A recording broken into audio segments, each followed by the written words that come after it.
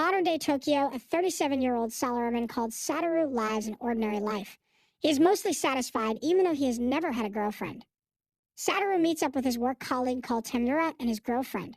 While they're walking around, a hooded man suddenly appears and targets Tamura. Protecting Tamura, Satoru pushes him out of the way but gets stabbed himself. While he is bleeding out on the floor, he hears a voice announcing that he is getting various skills, just like in a video game. In accordance with Satoru wanting to stop feeling the pain from his stab wound and his body turning cold, the voice tells him he has acquired resistances against heat, cold, temperature changes, electricity, paralysis, stabbing and physical attacks, together with pain nullification and a body that doesn't require blood. Before he dies, Satoru tells Tamura to be happy with his girlfriend. He regrets dying a virgin and wants to become a womanizer if he is reborn. After the voice says that he has acquired a unique skill called Predator and the Great Sage skill, Satoru loses consciousness. When he wakes up, he feels like he's in a void. He can remember his past life, but realizes he can't see anything, can't talk, and doesn't feel his arms or legs. However, he can move and feel rocks and plants around him. Touching one of the plants, he instantly absorbs it and realizes he was reborn as a slime, one of the weakest video game monsters. Even though he doesn't need to eat or sleep, he keeps absorbing plants because he doesn't have anything else to do. He finds out that his Great Sage skill enables him to talk to a voice that can answer all his questions. When he asks where the plants he ate went, the voice explains that he has a unique skill called Predator. That skill enables him to store beings and objects in his stomach, analyze them, and then acquire their skills. He can also transform into that object whenever he wants. Giving his skill a try, he analyzes the plants he ate and finds out that they are medicinal hypocute herbs that only grow in areas rich in magicals, a material that makes up all magical beings. Because he has nothing else to do, Satoru decides to gather all the hypocute herbs in the cave and make lots of healing potions inside of his body. Afterwards, he starts gathering valuable magic ore, but he doesn't look where he's going and falls down a flight of strange stairs. Even though he doesn't feel pain, he finds out he can take damage. Luckily, he has the self-regeneration skill that quickly heals him. Suddenly, Satoru hears a deep voice talking to him in his head. Realizing Satoru can see him, the voice's owner offers to give him the gift of sight if Satoru promises that he won't get scared of him and run away. The mysterious person has been sealed in the cave for 300 years, and he has been bored the whole time, wanting someone to talk to. Talking to him using his thoughts, Satoru agrees to the conditions, and the voice teaches him how to feel the magicules around him, helping him acquire a skill called Magic Sense.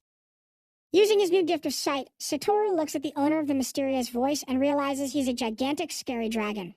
The dragon introduces himself as Veldora the Storm Dragon, one of the only 4 true dragons in this world. Veldora tells him slimes usually don't have the ability to think, which makes Satoru something cowardly unique, a being with extraordinary abilities. Veldora also tells him that people from other worlds sometimes visit, but that he's the first known person who has been reincarnated into this world from another one. When otherworlders visit this world, they also always gain special abilities. 300 years ago, Veldora destroyed a whole town by mistake. A powerful female hero then defeated him and used a skill called Ultimate Imprisonment to seal him inside a cave. The hero also called herself a summon, which means she has been summoned from another world by mages and used as a powerful weapon who can't defy their summoner. Hearing his story, Satoru asks Veldora if he wants to become his friend. Veldora has too much pride to accept directly, but Satoru manages to convince him, saying he'll never return to the cave if he doesn't become his friend. Since Veldora is his friend now, Satoru wants to help free him from the cave. Using his Great Sage skill, he figures out they could remove his prison if they first analyze it from both the inside and the outside. Before they start, Veldora wants to give Satoru a name, since he doesn't have one in this world. He gives him the name Rimuru and explains that he gave him his protection by naming him. Veldora then tells Rimuru to make up a kind of family name for the 2 of them that will signify that they are equals. Rimuru comes up with the name Tempest, making them Veldora Tempest and Rimuru Tempest from then on. As soon as Veldora spoke the name Rimuru Tempest, Rimuru feels like that name became engraved upon his soul. The same happens to Veldora when Rimuru speaks his new name. Veldora lets Rimuru absorb him together with the ultimate imprisonment so they can both start analyzing it in order to break it someday. In the Great Forest of Jura, where Rimuru's cave is located, there are several countries. In the Kingdom of Oblivion, a minister called Veryard and a guild master called Fuse are troubled because Veldora disappeared from the cave he was sealed in. They think the other monsters in the forest might unite and attack the humans. There is also the chance that the Eastern Kingdom will try to conquer the provinces surrounding the forest, since they couldn't reach them while Veldora was sealed nearby. Fuse agrees to do Variard a favor and investigate the forest and the Eastern Kingdom's plans. Back in the cave, Rimuru wanders around for days trying to find an exit. On his way, he acquires different skills, like the ability to swim and launch blades made of water. Encountering different enemies, he defeats them, absorbs them, and gets even more skills. Defeating a bat, he uses its ultrasonic wave skill to give himself the ability to speak. Several weeks later, he finally finds a huge gate. At that moment, the gate opens and a party of adventurers enter the cave.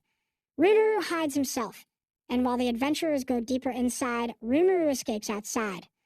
While Rimuru is exploring the great forest and enjoying its sights, a group of goblins find him, having sensed an unusually powerful monster.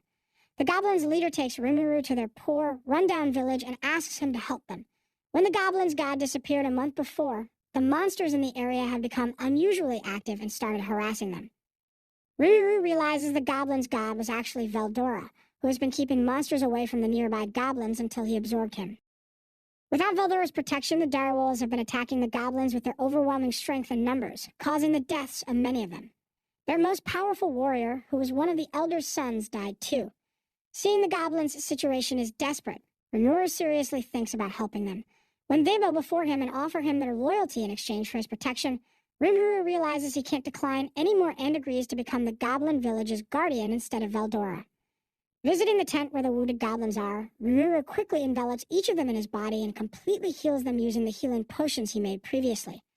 After he does that, he tells the goblins they will need to build a fence for protection. That night, the direwolves attack the goblin village led by a wolf with a scar across his eye. The goblins' new fence stops the wolves in their tracks, and Rimuru tries telling them to leave them alone, but they don't listen to him and attack. The goblins, using bows and arrows, bravely protect their village together with traps that Rimuru has set. Underestimating Rimuru, the leader wolf runs towards him to attack him, but gets caught in a sticky thread trap. Rimuru then uses his water blade skill to cut his head off. Seeing this, the other wolves stop their attack. Rimuru announces that he gives them the choice to submit to him or die. When the wolves don't respond, Rimuru decides to absorb their leader's body. Transforming into a wolf, he again gives the wolves the same choice and uses the leader's menace skill to assert his dominance. Hearing his might roar, the whole wolf pack bows to Rimuru, having decided to submit to him. After a night of celebration, Rimuru gathers all the goblins and wolves. He decides to pair them up and make them live and work together so they can become friends more easily.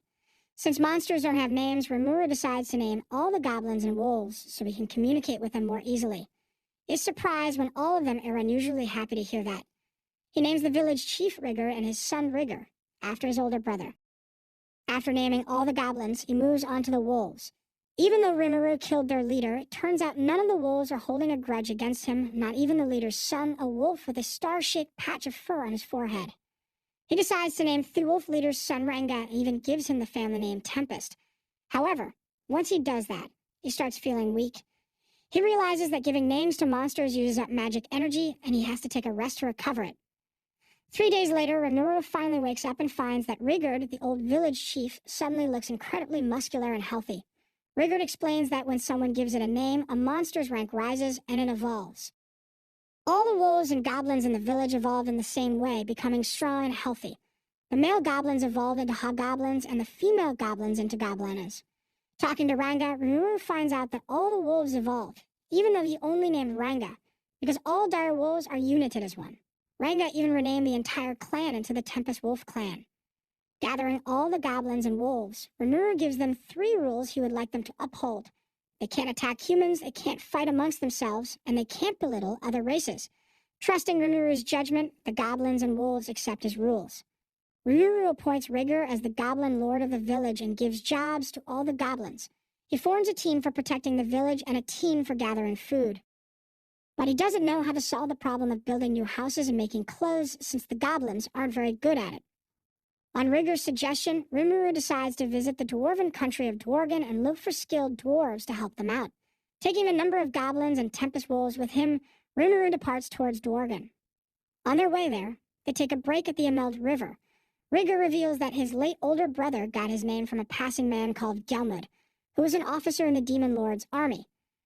Rimuru once again asks Ranga if he feels like he wants to avenge his father, but Ranga is loyal to him now because he spared his clan and even gave them names. After 3 days of travel, Rimuru and his party arrive at Dworgen, a large trade city carved in a mountain, where humans, elves, and dwarves live together. Because he doesn't want to attract too much attention, Rimuru only takes Gapta with him, a small goblin who has been to the city before. While Rimuru and Gapta are waiting in line to get in, bandits appear and start bullying them for being weak monsters. Telling Gapta to cover his eyes and ears, Rimuru tells the bandits to go away if they don't want trouble. When the bandits don't listen, Rimuru ends up having to transform into his wolf form and use his menace skill to drive them all away. Unable to contain his power, Rimuru accidentally scares lots of innocent people, and attracts the attention of Dworgen's guards. Realizing Rimuru is at fault for the chaos, the guards throw him into the city's dungeon together with Gapta. Talking to Kaido, Dworgen's captain of security, Rimuru manages to convince him he didn't cause the commotion on purpose. Suddenly, a dwarf appears and tells Kaido that a monster is terrorizing the city, but they don't have enough health potions to heal their wounded allies. Getting an idea, Rimuru fills a barrel with healing potion and gives it to Kaido. Kaido takes the barrel and hurries towards the wounded dwarves, telling Rimuru to stay in his cell. When night falls, Kaido returns and tells Rimuru his potions help the dwarves defeat their enemy. As thanks, he releases Rimuru and Gapta and gives them something to eat. Rimuru tells Kaido he needs to find a talented craftsman, and Kaido agrees to help him. The next day, Kaido takes Rimuru to his brother, a talented dwarven blacksmith called Kajin. Kajin would be willing to help Rimuru, but it turns out he has gotten an unreasonably large longsword order from a minister called Vesta, and he doesn't have time for anything else. Rimuru remembers absorbing a lot of magic ore in the cave he woke up in, and he shows it to Kajin, surprising him. In exchange for the ore, Rimuru asks Kajin to find him craftsmen who could come to the goblin village and teach the villagers how to make houses. Surprised Rimuru didn't ask for anything more, Kajin accepts his offer happily. In order to help Kajin even more, he absorbs and analyzes one of his longswords. After that, he uses the magic ore he has already absorbed to produce all the swords Kajin needs in an instant. Overjoyed, Kajin takes Rimuru to a bar with beautiful elven waitresses. Rimuru enjoys the elves' attention and has fun drinking with them and the other dwarves. While all this is happening, Gapta is still sleeping in the dungeon. One of the elf girls offers to tell Rimuru his fortune. Rimuru wants to see the person he is destined to be with, and the elf's crystal ball shows him black-haired girl who looks Japanese. Suddenly, the minister called Vesta enters the bar. Approaching Kajin arrogantly, he taunts him, thinking he won't be able to finish making all the swords he ordered in time, but gets surprised when Kajin tells him they're already done. When he sees Rimuru, Vesta is disgusted and spills a mug of beer on him while mocking him for being a slime. Rimuru does his best to stay calm, but Kajin gets angry and knocks Vesta out with a punch because he mocked his guest, Rimuru. All of a sudden, Kajin offers to leave Dworgen and go to Rimuru's village himself, and Rimuru is overjoyed. However, he quickly gets arrested for punching a minister and thrown into the dungeon, together with Rimuru and 3 dwarf brothers who were in the bar with them. While they are talking, Kajin explains why Vesta hates him so much. Kajin used to serve Gazel, Dworgen's king, as the captain of one of the Royal Knight Orders, while Vesta served as his assistant. Since Vesta is from a family of royals, while Kajin is from a family of peasants, Vesta was jealous of Kajin for being a higher rank than him. One day, a project called the Magisoldier Project that Vesta was working on went wrong, and he accused Kajin of it being his fault. Because Vesta had a lot of influence, Kajin was forced to take responsibility and quit the royal guards. Ever since, Vesta continues to hold a grudge against Kajin and does his best to make his life harder. Nevertheless, Kajin doesn't think Vesta is a bad person, since he is passionate about his work. Kajin thinks that if he leaves the country, Vesta might become a better man. This is why he wants to go with Rimuru to his village. The 3 dwarf brothers also want to join him, and Rimuru accepts them. The next morning, Rimuru and the dwarves' trial begins once the king, a large, serious dwarf called Gazel, appears. Since they're not allowed to speak unless the king allows them, Rimuru and the dwarves' defendant talks instead of them. However, he ends up lying about the dwarves storming the bar and assaulting Vesta while he was peacefully drinking there. Kajin realizes Vesta has paid their defendant to accuse them instead of defending them. When Vesta agrees with the defendant's testimony, the judge sentences Kajin to 20 years of forced labor and the other dwarves to 10 years of labor. Surprisingly, Gazel asks Kajin to return to him and serve as his knight again, but Kajin tells him he already promised to serve someone else. The king understands and exiles Kajin and the others, ordering them to leave immediately. While he is leaving, Rimuru notices the king looks sad. Afterwards, Gazel talks to Vesta alone and reveals he knew he lied about Kajin being at fault for the Magisoldier Project's failure, but he trusted Vesta and waited for him to admit it. Because he destroyed the dwarves' relationship with Rimuru, who helped them with his incredibly strong healing potions, Gazel fires Vesta as his retainer. Vesta is shocked, but he says nothing to defend himself, realizing he has made a mistake. Ever since he was a boy, he only wanted to be useful to the king, but he chose the wrong path somewhere along the way. With tears in his eyes, he asks the king for forgiveness, but Gazel only thanks him for his service and tells him to never show himself to him again. Later, Gazel orders an assassin to keep his eye on Rimuru because he thinks he is a dangerous monster. Meanwhile, in a guild in the kingdom of Bloomin, Fuse the guildmaster reports that there is no sign that the Eastern Empire is preparing to attack. In front of him are the three adventurers Rimuru saw at the entrance of the cave before: a fighter called Kavel, a sorcerer girl called Erin, and a thief called Yido. Fuse sent the three of them to check if Veldora is still in the cave, and they confirmed he disappeared. Their next mission will be to investigate around the Great Jura Forest and see what is happening with the monsters there. Outside, while the adventurers are complaining about Fuse overworking them, a masked black-haired girl called Shizu approaches them and asks to accompany them to the forest. Erin immediately accepts, and Shizu is grateful. A few weeks after they return to the goblin village, Rimuru shows Ranga a powerful new skill called Black Lightning. As soon as they arrived, Keijin and the other dwarves started teaching the goblins how to make weapons, clothes, jewelry, and houses. While Rimuru was gone, goblins from other villages heard about him and joined his village, expanding it from 100 to 500 goblins. Using his great sage skill, Rimuru finds out that orcs, lizardmen, and ogres are currently competing over dominance in the Great Forest of Jura. In order to protect the goblins from those powerful monsters, Rimuru accepted them and gave all names. Because Rimuru forgot him in Dworgen, Gobda learned how to summon a Tempest Wolf and rode it back to the village in order to escape from the dungeon. Rigurd was promoted from Goblin Lord to Goblin King, since he became the leader of the village elders who recently joined them. In the present, Rigurd, as the captain of the village's security, reports that he saw suspicious human scouts in the forest. In the forest, Shizu and the three adventurers are running away from giant ants. Suddenly, Shizu takes out her sword and envelops it in flames. With swordsmanship and fire spells, she quickly and skillfully kills all the ants. However, one of the ants gets back up, but Shizu is too exhausted to attack. Before the ant manages to attack her, a black lightning bolt hits the ant and kills it, making Shizu's mask fly away. Having killed the ant, Rimuru shows himself to Shizu and the adventurers and realizes Shizu is the person he saw in the elf's crystal ball. Taking Shizu and the others to the village, Rimuru and the goblins give them something to eat. After they finish the meal, they all formally introduce themselves to each other. The adventurers are impressed that Rimuru is the master of the village and thank him for rescuing them and giving them something to eat. While Shizu is eating, seeing her sitting style, Rimuru realizes she is probably from Japan.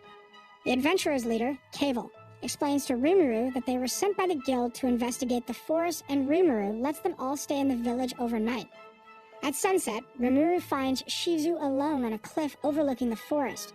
Shizu realizes Rimuru is from Japan from the way he is talking and admits she is also from Japan. She tells Rimuru about her past. A long time ago, her hometown was in the middle of a war, and she was running away with her mother. Shortly after, some burning debris fell on her mother and killed her. Someone summoned Shizu to this world. In order to cheer her up, Rimuru uses a skill called Thought Communication to show Shizu's memories of living in Japan and how much the country changed for the better since she left. He tells her he wants to make this world one where everyone can live in peace, and she supports him. After Rimuru leaves, Shizu remembers the time when she was summoned. She woke up in a magic circle on the floor with an emotionless blonde man observing her.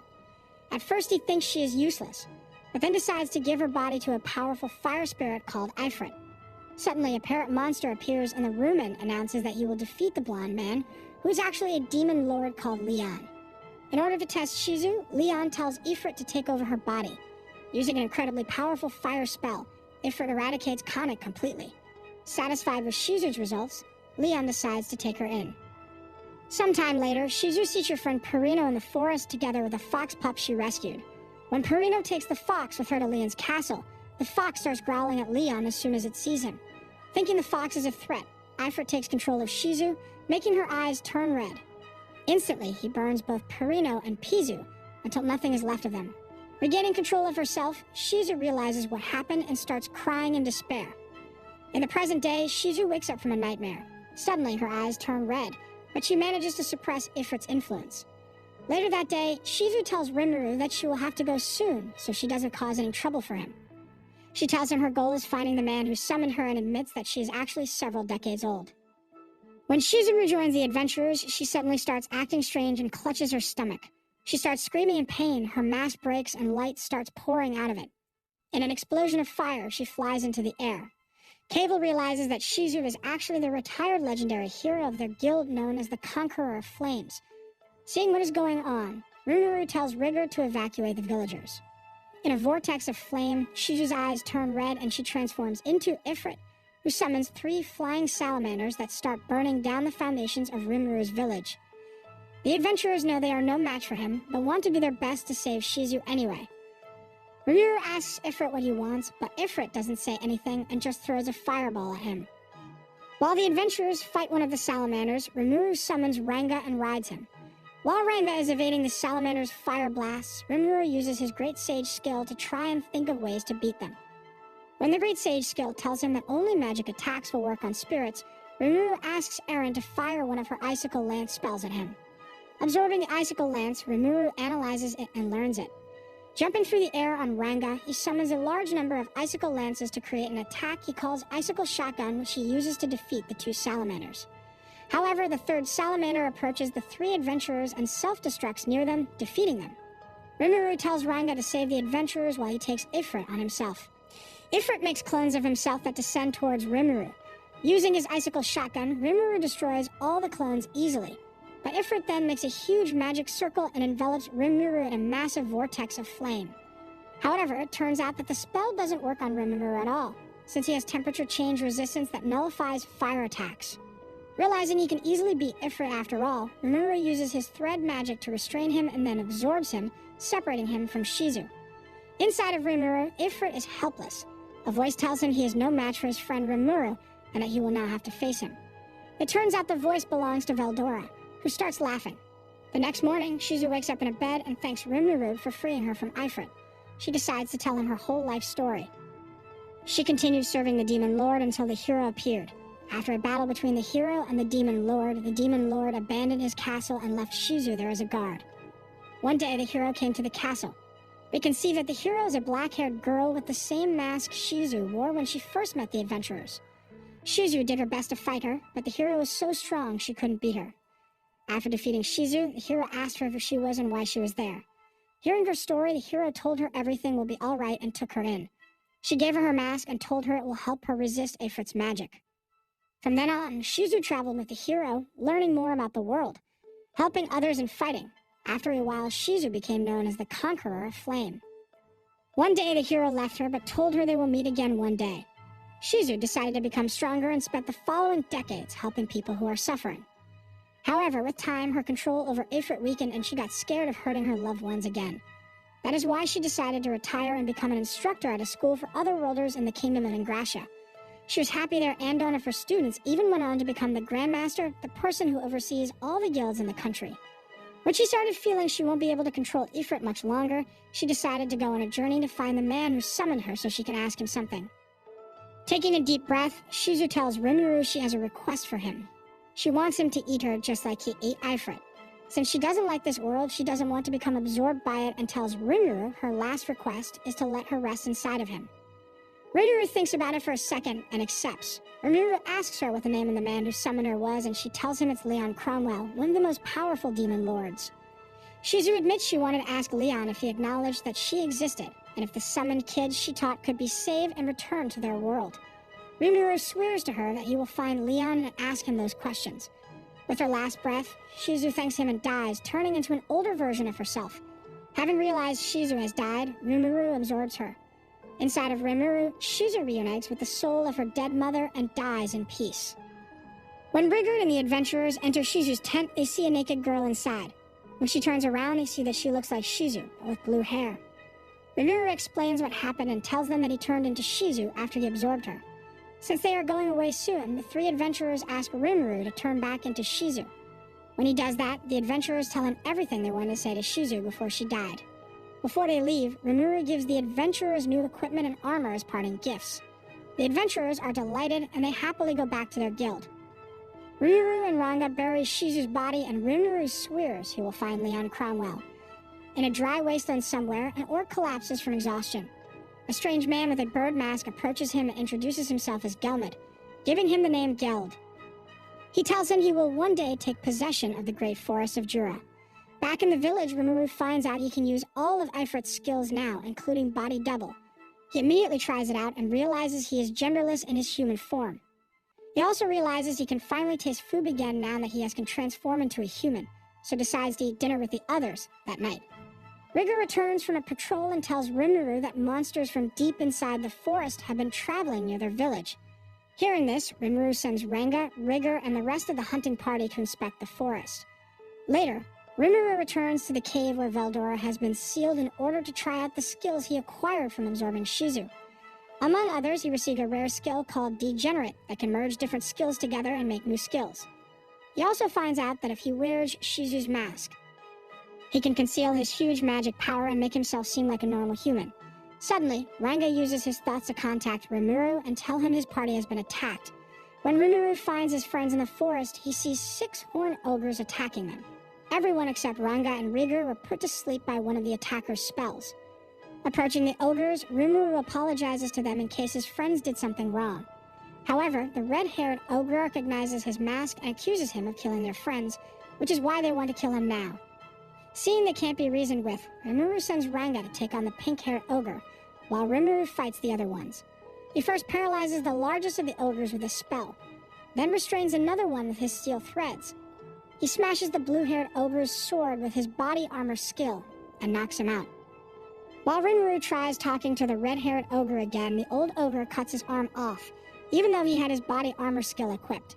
However, Rimuru simply reabsorbs his arm and regenerates it, surprising the ogres.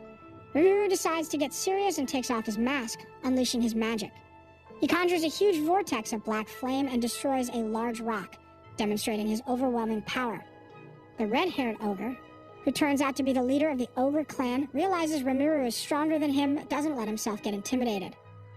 Suddenly, the pink-haired ogre stands between Rimuru and the others and tells the red-haired ogre that Rimuru isn't their enemy. The person they are looking for has used underhanded to make orcs attack their village, while Rimuru is powerful enough that he could kill them on his own. Hearing this, the red-haired ogre is willing to listen to what Rimuru has to say. Rimuru introduces himself, revealing that he is actually a slime and that his mask is a keepsake of his deceased friend. The red-haired ogre takes a better look at the mask and realizes it's different than the mask their enemy wore. He gets down on one knee and asks Rimuru and the others to accept his apology. Having made peace, Rimuru takes the ogres to his village. That night, Rimuru eats with everyone and enjoys the taste of good food for the first time since he was reincarnated. Talking to Kaijin and Rimuru, the ogres tell them that orcs attacked their village, killing everyone except the 6 of them. Even though orcs are supposed to be weaker than ogres, these orcs came in huge numbers and were equipped with human weapons and armor. The red-haired ogre saw a masked person working with them and suspects that the orcs have started working with one of the demon lords. Since the orcs might become a threat to Rimuru's village too, Rimuru asks the ogres to become his subordinates and Yumeteo beat their common enemy. The next morning, the red-haired ogre decides to accept Rimuru's offer, on the condition that the contract lasts until they beat the orcs. Gathering all 6 of the ogres, he starts giving them names. However, as soon as he names them, he loses consciousness. Rimuru wakes up with the ogres gathered around him and sees that they now look younger and more intelligent than before. He named third-haired ogre Benimaru, the pink-haired ogre became Shuna, the purple-haired ogre became Cheyenne. The old ogre became Hakaru, the gloomy blue-haired ogre became Sodi, and the largest ogre became Kurabe. Because the ogres are so powerful, Rimuru spent all of his magic after naming only 6 of them. In the middle of the great forest of Jura, there are marshlands where the lizardmen live. That night, the lizardmen report to their chieftain that the gigantic orc army has been sighted near their territory. The chieftain thinks that such a huge number of orcs could only be controlled by the Orc Lord, a unique legendary monster. Since the orc army is twice as big as the lizardmen's army, the chieftain sends his son, a flamboyant lizardman called Gabiru, to travel to different goblin villages and try to recruit them as reinforcements.